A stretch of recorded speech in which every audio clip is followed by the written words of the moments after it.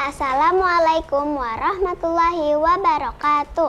Bismillahirrahmanirrahim. Alhamdulillahirabbil alamin. Wassalatu wassalamu ala asyrofil anbiya'i wal mursalin wa ala alihi washabbihi ajmain, amma ba'du. Pertama-tama, marilah kita semua panjatkan puji syukur kehadirat Allah Subhanahu wa Ta'ala yang telah melimpahkan rahmatnya kepada kita semua. Tak lupa pula sholawat dan salam semoga tercurah kepada junjungan kita Nabi Muhammad SAW serta kepada keluarga dan sahabat-sahabatnya yang mulia. Pada kesempatan kali ini, perkenalkan saya Cut Sazia Alfia Balzin dari kelas 4 Ali bin Abi Thalib akan membahas kapan dan berapa zakat fitrah. Hadirin jamaah mutu yang berbahagia, waktu mengeluarkan. Para ulama sepakat bahwa zakat fitrah wajib dikeluarkan pada akhir Ramadan. Namun mereka berbeda pendapat mengenai batas waktu itu. Sayyid Sabiq dalam Fikih Sunnah menjelaskan, menurut Imam Ahmad, Imam Syafi'i dalam Qaul Jadid, dan satu riwayat Imam Malik, waktu wajibnya adalah ketika terbenamnya matahari pada malam Idul Fitri, karena saat itulah waktu berbuka puasa Ramadan. Sedangkan menurut Imam Abu Hanifah, Imam Syafi'i dalam Qaul Qadim, dan satu riwayat Imam Malik, waktu wajibnya adalah ketika terbit fajar pada hari raya Idul Fitri. Perbedaan ini berpengaruh pada bayi yang lahir pada malam Idul Fitri sebelum terbit fajar. Apakah ia wajib zakat fitrah atau tidak? Menurut golongan pertama, wajib zakat fitrah. Wajib karena ia lahir setelah waktu wajibnya. Menurut golongan kedua, zakat fitrahnya tidak wajib karena ia lahir sebelum waktu wajibnya. Jika waktu wajibnya zakat ini adalah akhir Ramadan, bolehkah membayarkannya lebih awal? Menurut jumhur ulama, boleh mengeluarkan 1 hari atau 2 hari sebelum hari raya Idul Fitri. Abdullah bin Umar radhiyallahu anhu biasa mengeluarkan zakat ini sehari atau 2 hari sebelum Idul Fitri.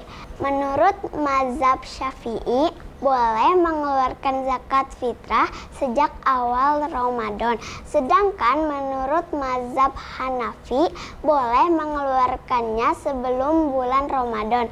Yang harus menjadi perhatian, batas akhir mengeluarkan zakat fitrah adalah sebelum sholat Idul Fitri.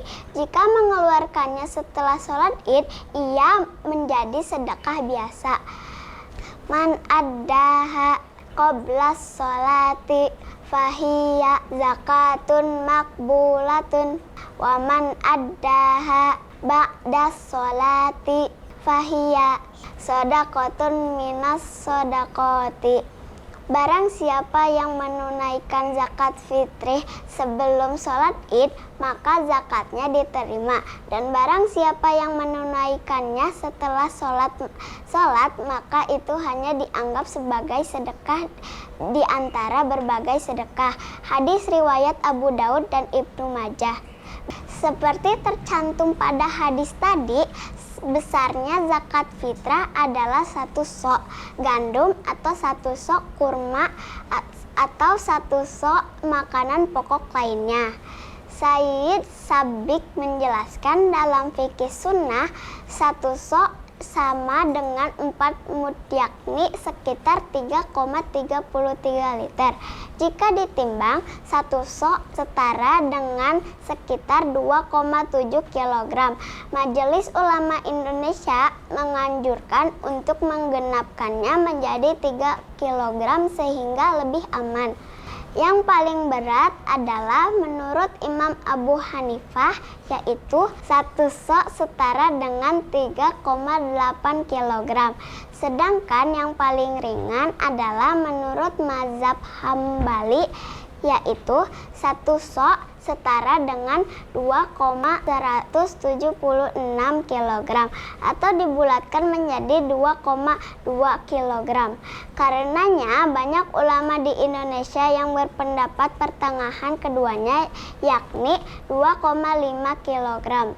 Syekh Abdurrahman Al-Juzairi menjelaskan bahan makanan pokok yang dikeluarkan sebagai zakat ini harus dibersihkan dari kulit dan batangnya, sehingga ketika orang berzakat ia memberikan beras bukan memberikan padi. Orang yang biasa memakan makanan yang lebih rendah dari kebiasaan masyarakat, misalnya ia makan nasi dari beras sedangkan masyarakat biasa memakan gandum, maka ia mengeluarkan zakat fitrah seperti yang ia makan jika hal itu karena keterbatasan ekonominya. Namun jika itu karena kekikirannya, ia harus mengeluarkan zakat ini sesuai makanan yang biasa dimakan masyarakat. Zakat fitrah dengan uang. Bolehkah mengeluarkan zakat fitrah dengan uang bukan dalam bentuk bahan makanan pokok? Imam Abu Hanifah memperbolehkannya, yakni dengan memberikan uang senilai 1 sok bahan makanan pokok. Namun jika yang diberikan orang yang berzakat itu berupa gandum, maka cukup setengah sok. Terang Imam Abu Hanifah seperti dikutip Sayyid Sabik dalam Fikih Sunnah. Mengapa boleh memberikan zakat fitrah dengan uang? Syekh Wahbah Az-Zuhaili menjelaskan hujjah mazhab Hanafi karena hakikatnya yang wajib adalah mencukupkan orang fakir miskin dari meminta-minta. Hal itu berdasarkan sabda Nabi Sallallahu Alaihi Wasallam, "Al-ghanuhum fi hadzal yaum." Cukupkan mereka dari berminta-minta pada hari seperti ini. Hadis riwayat Daruqutni. Mencukupkan orang fakir miskin dari meminta-minta dapat tercapai dengan memberinya harga atau uang. Bahkan itu lebih sempurna dan mudah karena lebih dekat untuk memenuhi kebutuhan. Dengan demikian, maka jelaslah teks hadis tersebut mempunyai ilat atau sebab, yakni al-ighna, mencukupkan. Demikian hujjah mazhab Hanafi. Sedangkan menurut jumhur ulama tidak boleh mengeluarkan zakat fitrah dengan uang karena Rasulullah mengeluarkan zakat ini dengan makanan pokok. Membayar zakat fitrah dengan harga jenis makanan-makanan tersebut maka tidak boleh menurut jumhur. Hal itu berdasarkan perkataan Umar bin Khattab. Rasulullah Shallallahu Alaihi Wasallam mewajibkan zakat fitrah sebanyak 1 sok kurma dan 1 sok gandum. Jika berpaling dari ketentuan itu, maka ia telah meninggalkan kewajiban. Tulis Syekh Wahbah Az-Zuhaili.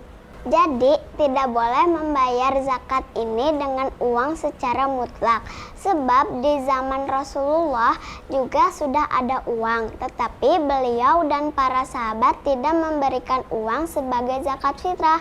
Adapun hadis yang menjadi hujjah mazhab Hanafi tersebut, derajatnya dipersoalkan oleh banyak ulama. Namun jika kita membayar kepada lembaga zakat dalam bentuk uang dan telah ada kesepakatan akad bahwa nantinya lembaga zakat itu memberikan kepada mustahik dalam bentuk makanan pokok, maka ini boleh. Wallahu a'lam bishawab.